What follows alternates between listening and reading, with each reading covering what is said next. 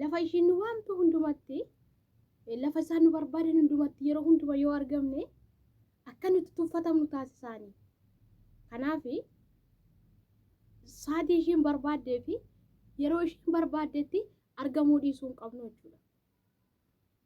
Walii gallee tokkummaadhaan jaalalaan akka kanatti deemuu qabama malee shamarran tokko yeroo ofii isaanii nama barbaadanitti nama biratti argamanii yeroo ati ofii keessaan barbaadutti yeroo sirraa fagaatan jira. Kanaaf maal gochuu qabna? Yeroo hundumaa argamuu dhiisuu qabna. Yoo yeroo hundumaa argamne jaalalli keenya sun gadi bu'aa deema. Akka ishee yeroo hunda nu barbaadduuf akka ishee miira jaalalaati yeroo hunda guutamtuuf jaalala keessa yeroo hundumaa argamuu dhiisuu nurra jiraata jechuudha. Yoo yaa nagaa kolleen dagane nagaa fi jaalalli waaqayyoo isiniif haa baay'atu. Akkam jirtu hordoftoota siifan gindoo bakka jirtanitti nagaan isiniif haa ta'u. Kanaa dhufuu baga nagaan dhuftan isiniin jechuun jaalladha. Egaa akkuma yeroo kaan jedhu mana kanaaf warri haaraa taatan subscribe gochuun akkasuma immoo yoo viidiyoon keenya isinitti tole like gochuun hin dagatinaa. Hiriyoota keessan yoo isin tole share godhaa isiniin jedha. Yaadaa fi qabdan koomentii jala nuuf kaa'aa. Akkasuma wantoota illee isiniif hojjedhu koomentii jala naaf kaa'aa isiniin jechuun barbaada. Egaa har'aa maaliin isiniif qabadhee dhufeera?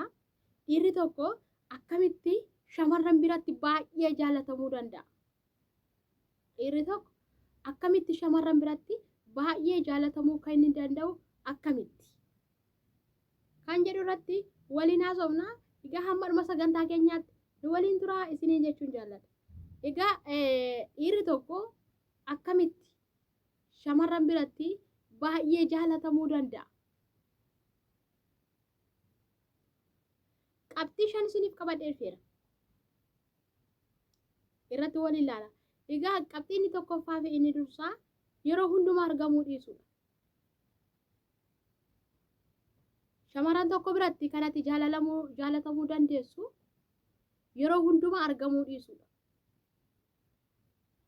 Kana gaafan isiniin jedhuuni fakkeenyaaf shamarran tokko yoo wal jaalatan dhiirri tokkoo fi shamarran tokko yoo wal jaalatanii jaalala sun keessatti immoo yeroo hundumaa yoo argama ta'e yeroo hundumaa yoo ishii barbaada ta'e yeroo hundumaa yeroo ishiin barbaadutti irratti mul'ata yoo ta'e yeroo hundumaa ishii barbaada yoo ta'e jaalala sun keessatti akka inni miira gadaantummaatiin ilaalamu taasisa. Fakkeenya tokko isinii fudha. Mucaa tokko jaalate. Isaanis yeroo hunda baay'ee jaalataanii yoo ishiin bilbilti dafee irraa kaasaanii akkasuma immoo guyyaatti yoo xiqqaate sagaleen miseejiin bilbilli sa'aatii 24 kana yoo ishii faana haasa'e natti tolaa jedhe. Miira jaalalaa keessa waan jiruuf. Kana malee immoo qabeenya isaatiin Saawudii kana jiraata mucaan. Qabeenya isaatiin haadha ishii maatii ishii hundumaan gargaara. Ishiillee gargaara. Yeroo ishiin dawwaltuu fi guyyaa 26 kaastee haga guyyaa 30tti na dawwaltii jedhe. Kana jechuun birrii barbaachaaf. Kanaaf jaalala keessatti lafa hundumatti argamuu dhiisuu qabnaani. Yoo lafa hundumatti argamna ta'e nu tuffattiini. Gadi nu deebiftiini. Isinii galee boru gaa'ila keenya boruutiif jireenya keenya isa boruutiif har'arra dhaabannee jireenya keenya isa boruu murteessuu waan dandeenyuuf kanaaf nu tuffatti akka isheen nu tuffattu taasisaa jechuudha. Inni lammaffaa xiyyeeffannootti kennuu dhiisuu qabna. Fakkeenyaaf shamarran tokko gaafa si jaalattee yeroo hundumaa waan ishiin si jaallattee fi bakka ishiin jirtutti deddeebita yoo ta'e waan ishiin si jaallattee fi waama ishii yaadda yoo ta'e rakkoo sirratti fiduu danda'a. Kanaaf maal gochuu qabna? Xiyyeeffannoo itti kennuu dhiisuu qabna jechuudha. Yoo xiyyeeffannoo itti kennine wanta kana irratti dibbeenti taanee yoo irratti hojjenna ta'e maal goona? Akka nuti tuffatamnu taasisaa jechuudha kunillee. Maaliif gaafa waan tokko irratti xiyyeeffannoo itti kennitu yeroo kee eenyummaa kee maalummaa kee hunduma faana waan yeroo kee maalummaa kee eenyummaa kee waan itti kennituufi kunillee maal qaba baay'ee miidhaa guddaa qaba. Kanaaf xiyyeeffannoo itti kennuu dhiisuu qabna. Inni sadaffaa hinaaffaa keessatti uumuu qabna. Kana gaafa isiniin jedhuuni fakkeenyaaf shamarran tokko dhiira tokko gaafa jaallatte jaalala sun keessatti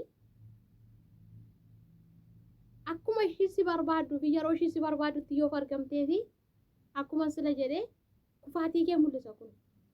Har'a yoo jaalatamtee iyyuu borooti laphee ishii keessaa akka badaa deemtu hin dagatiin. Hinaaffaa keessatti uumuu keessatti immoo maal gochuu qabda? Shamarran tokko akka baay'ee si jaallattuu fi uffannaan kee, haalli deemsa kee, ilaalcha ati hawaasa naannoo keessatti qabdu, ilaalcha ati maatii keessatti qabdu, eenyumaatiin olitti bahee mul'achuu qaba.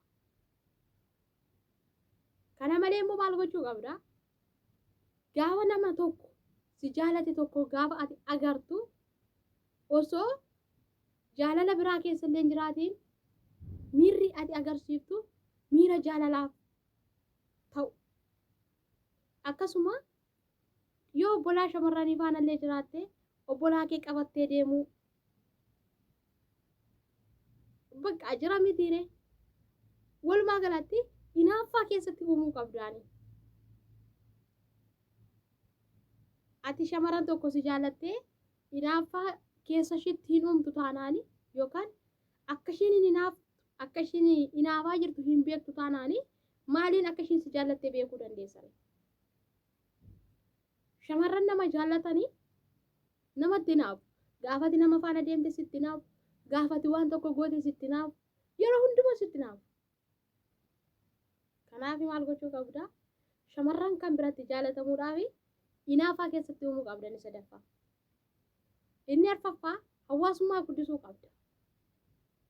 Shamarran kamiin jaallatamu hawaasummaa guddisuu qabda. Kana gaafa isin jedhu fakkeenyaaf namoonni tokko namni isaan jaallachuuf karoora qabu hedduutu jira. Garuu ilaalchi isaan qaban duubatti hafaadha. Maatiidhaaf kabajaan qaban taanaan, hawaasa naannootiif kabajaan qaban taanaan, naannoo jiraniif kabajaan qaban taanaan, isa xiqqaaf guddaadhaaf kabajaan qaban taanaan dubartiin si jaallattu. Kanaaf maal gochuu qabda? Maatii kee kabajuu qabda. Hawaasa naannoo kee kabajuu qabda. Xiqqaa guddaadhaaf, jaarsaaf jaartiidhaaf osoo hin jedhiin nama hundumaaf maal gochuu qabda? Kabaja laachuu qabdaani. Gaafa kana dubartiin karaa ittiin si argattu karaa barbaaddi. Namni kun akkamitti kan koo ta'a jettee yaaddi. Gaafati eenyumaan olitti ilaalcha gaarii qabdu, gaafati hawaasa naannoo keessatti ilaalcha gaarii qabdu, dubartoonni hundumtuu si hawwiti. Kanaaf maal gochuu qabda? Hawaasummaa guddisuu qabda. Wanta ati hojjettu wanta hawaasa biratti jaalatamu, wanta naannoo biratti jaalatamu, wanta ba'ee mul'achuu danda'u. Fakkeenyaaf amma tokko doktoriidha haa jennu. Doktoriin rileeshinii inni oolu hawaasa naannoo faana. Garuu doktoriin kun hawaasa naannoo faana isa ooluu qabu, fiilingiin hawaasa naannoo faana agarsiisuu qabu hidhamaa yoo ta'e yookaan ilaalchi hawaasa naannoo keessatti qabu namootaaf bakka hin qabu yoo ta'e ofiisaa qofa anatu beekaadha, anatu guddaadha, anatu doktoriidha jedhee akkuma doktoronni isaasitti of ilaala yoo ta'e kun gungura isaati. Kanaafuu maal gochuu qaba? Nama kabajuu qaba, nama hundaaf iddoo laachuu qaba. Shamarran dargaggeessa gaafa kana godhe hawaasummaa gaafa guddisee maal gochuu barbaadedha?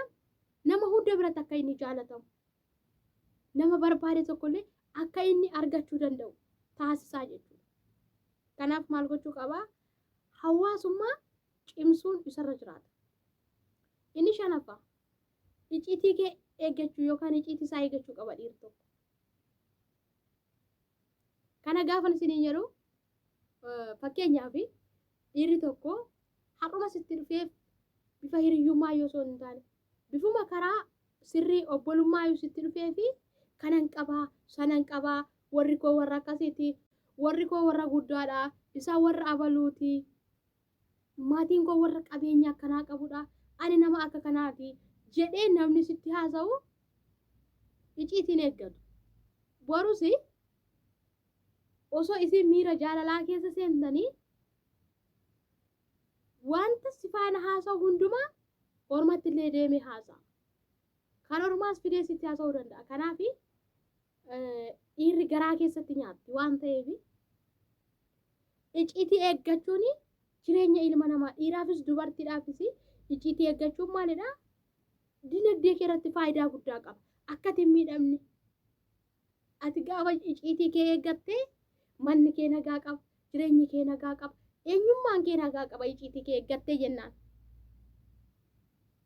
kanaaf dhiirri iciitii isaa eeggatu nama hunda biratti barbaadama garuu dhiirri iciitii isaa hin eegamne immoo hin tuffatama hamma barbaadde jagna ta'e hamma barbaadde beekaa ta'e hamma barbaadde beekumsa qabaadhu biyya kana yuubush garuu iciitii hin eeggattu taanaani eenyu biratti tuffatamaa fi eenyu birattu gadaantummaa qabda maaliif odeessituudha siin jedha namni hundumtuu inni odeessaadha iciitiin eeggatu hawaasni naannoo sin jaallatu maatiin sin jaallatu eenyumtu sin jaallatu gaafa ati iciitiin eegdu kanaaf maal gochuu qaba dhiirri tokko nama hunda biratti jaallatamuudhaa fi iciitii eeguun isarra jiraataani gaafa wantoota kana goote wantoota shanan kana gaafa goote dhiirri kamiyyuu dubartii kan birattis taanaan hawaasa naannoo kan birattis taanaan jaalatamaa ta'a kanaaf hamma dhumaatti waan dhaggeeffattaniif galatoomaa turtuu gaarii qabaadha baay baay